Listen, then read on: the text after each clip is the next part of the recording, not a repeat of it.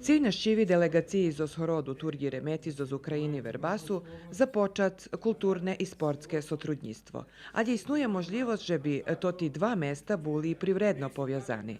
Hvarel Goran Pejović, člen opštinske radi zadluženi za energetiku. Ovdje već vidimo moguću saradnju iz oblasti. Tu tiž vidzime možljive sotrudnictvo u oblasti turizma, točnejše starih remesloh, s kotrima zmeše mali na hodu upoznac u starim Verbaše. Dzekujeme kulturno-prosvitnomu društvu Karpati, bo to už druge društvo kotri oni privedli do opštini.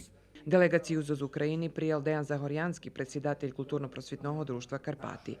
Hosci mali na hodu upoznače zoz robotu društva, a već naščiveli peršu mesnu zajednicu, gdje buli viloženi roboti aktivu ženog Verbasu. Ми руснації, так як і ви, і в нас нема проблем з вами спілкуватися, тому що ми вас прекрасно розуміємо. Ми бачимо, у нас єдина культура, єдні традиції. І сьогодні те, що ми вже побачили і в музеї, і в уряді, і в товаристві Карпати, нас приємно вразило те, що ви підтримуєте свою культуру, свої традиції, традиції наших предків. U muzeju hostiše upoznali zoz istoriju Verbasu, a poneže u delegaciji bula i direktorka školi u Turgi Remeti, naščiveli osnovnu školu Svetozar Miletić, a večer mali na hodu sluhac rusku i ukrajinsku muziku i uživac u tradicijnih jedloh kotri pririhtali ženi društva.